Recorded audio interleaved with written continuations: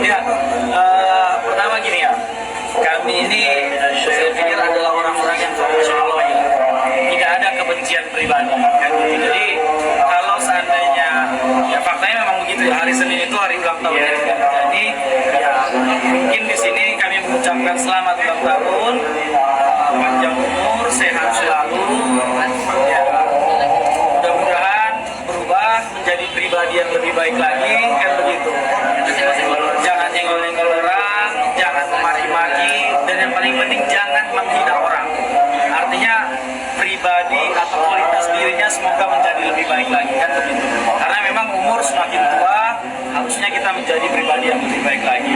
Nah mungkin tentang hari Senin, ya ada memang rencana mau ke Polda Metro Jaya untuk menjenguk berdasarkan kedatangan Pak Rasman pada hari kemarin, kan gitu. Karena memang dari Nikita Mirzani sendiri kan tidak menutup diri untuk Pak Rasman mendatangi dia, dan ada kolaborasi yang bisa dimainkan, kan begitu. Nah, tapi itu pun nanti kami akan follow up kepada penyidik. Apakah penyidik bisa melakukan bond? Nah, jadi sistemnya itu kalau kita mau bertemu dengan tahanan melalui penyidik, maka penyidik kalau misalkan di ACC kita lebih dahulu kita ucapin nanti tanggal hari Senin selamat ulang tahun buat Nikita Mirzani, artis politikus dan influencer. Kita ucapkan selamat ulang tahun ya, semoga panjang umur, sehat walafiat, dan kemudian bisa menghadapi berbagai macam persoalan hidup dengan bijaksana dan baik. Pertama karena ada masalah yang sekarang beliau ditahan di Polda Metro Jaya karena dugaan kekerasan, ya ini memang beliau harus menghadapi ini dengan berbesar hati. Mana yang benar, mana yang salah, sebaiknya beliau ungkapkan nanti di persidangan. Ya. Cuman memang kita memang harus memberikan masukan kepada Nikita Mirzani bahwasanya hidup itu nggak selamanya berada di atas, kadang jatuh ke bawah, gitu. Karena satu tindakan-tindakan yang ceroboh atau yang hilaf, jadi akhirnya jatuh ke bawah. Jadi kedepannya mungkin ini menjadi pelajaran buat Nikita Mirzani supaya kalau nanti sudah lepas dari posisi hukum yang seperti sekarang ini, beliau menjadi lebih bijak harapannya, kemudian lebih berhati-hati dalam bertindak, kemudian lebih mengenal banyak orang secara sosial dan hubungan-hubungan antar pribadi ya, supaya nanti jangan beliau salah jalan karena dibawa oleh orang lain atau dipengaruhi orang lain, jangan salah jalan. Jadi dia tetap berada dalam posisi apa yang dikerjakan tapi bijak, gitu. Dia mengerti mana itu perbuatan yang melanggar hukum, mana yang tidak, mana yang perbuatan itu kemudian punya potensi salah, mana yang tidak. Jadi dia harus bijak dalam bertindak. Apalagi kan ini usianya sudah masuk paruh baya ya kan. Jadi itu tadi harapannya. Tapi untuk sekarang karena ada persoalan hukum, jadi dia harus menghadapi ini, dan dia harus menghadapi ini dengan lapang dada, dan kemudian dia lebih terbuka menceritakan apa adanya, supaya nanti akan kelihatan benar salahnya, adil tidaknya dari apa yang nanti kalau dia sampaikan secara apa adanya.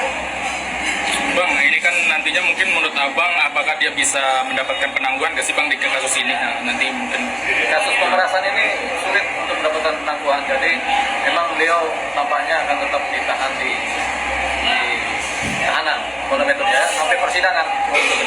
berarti 20 hari ini akan dipindahkan atau tetap ada masa perpanjangan sih Bang? Tentunya kalau perkara belum rampung disidik, belum rampung diberkas oleh penyidik, tentunya kalau 20 hari lewat akan ada perpanjangan 40 hari lagi, gitu. Totalnya sekitar 3 bulan lah dari tahan, tapi sebelum 3 bulan itu harapannya sudah ada persidangan buat beliau dan para pelaku lainnya. Dari Abang mungkin untuk Nikita mungkin kasus pemerasan ini kan masih bergulir ya Bang. Apakah nantinya akan ada tersangka lain Bang? Ini kan masih ramai gitu. Nah, ada orang-orang menduga dari Dr. Oki yang sebagai dalangnya gitu kan. Menurut Abang gimana Bang?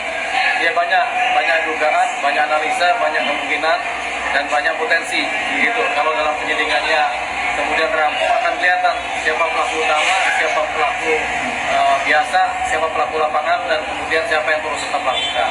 Sementara yang terjadi masih diduga bahwasanya kita Mirzani sebagai pelaku utama bersama Mail kan, tapi kita belum tahu, siapa tahu hasil penyidikan setidaknya lebih dalam lagi mendapati ada orang-orang baru atau ada individu baru yang kemudian memang dianggap sebagai pelaku utama atau pelaku penyerta.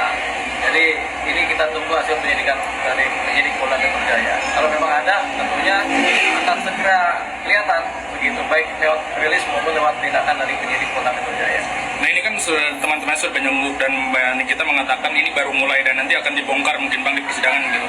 Ya. Menurut Abang gimana tuh melihat Bang? Bagus kalau kita misalnya kejadian itu. Jadi lebih baik menceritakan apa adanya, fakta-fakta, cerita-cerita, dulu-dulu yang terjadi bagaimana, termasuk komunikasi-komunikasi, termasuk siapa yang mempengaruhi siapa, dan siapa dipengaruhi siapa. Itu kita minta harus menceritakan semuanya supaya menjadi terang benderang untuk soal persoalan pelanggaran hukum atau tindak pidana yang dilakukan. Siapa tahu kita misalnya ternyata hanya sebagai Korban yang korban atau wayang dari seseorang yang lebih jago daripada dia. Gitu. Jadi dia masuk ke dalam jebakan dari orang-orang tersebut. Siapa tahu begitu. Jadi ada rangkaian kejahatan yang dilakukan oleh dalam utama dan Nikita Mirzani hanya sebagai wayang. Siapa tahu begitu. Atau malah sebenarnya Nikita Mirzani sebenarnya sebagai pelaku utama, yang lain menjadi wayang. Kita nggak tahu. Tapi tampaknya sekali Nikita Mirzani, saya rasa dia tidak punya kemampuan untuk menganalisa bagus tidaknya suatu produk kecantikan karena dia tidak punya keahlian atau tidak punya pengetahuan tentang itu karena dia bukan orang yang belajar di dunia seperti itu. Dunia kedokteran dia tidak pernah belajar. Jadi kemungkinan ada orang lain yang ahli di bidang itu yang kemudian memberitahu kepada Nikita Mirzani, mempengaruhi Nikita Mirzani tentang suatu produk, tentang pengetahuan produk sehingga Nikita Mirzani bisa bicara tentang produk tersebut, bisa menilai. Gitu. Rasanya kalau tidak ada bantuan pengetahuan dari orang lain, Nikita Mirzani tidak akan bertindak seperti yang sekarang. terakhir Bang, mungkin untuk pesan Nikita Mirzani yang benar lagi untuk ulang tahun nih Bang, yang merayakannya mungkin di tahanan ya Bang? Iya, tentunya ulang tahun itu bisa dirayakan di mana saja, baik di tempat terbuka maupun tempat tertutup, baik di dalam posisi suasana yang bebas maupun di dalam suatu tahanan. Tetap kita harus merayakan ulang tahun ya. Selamat ulang tahun buat Nikita Mirzani, walaupun dalam tahanan tetap bersyukur kepada Tuhan.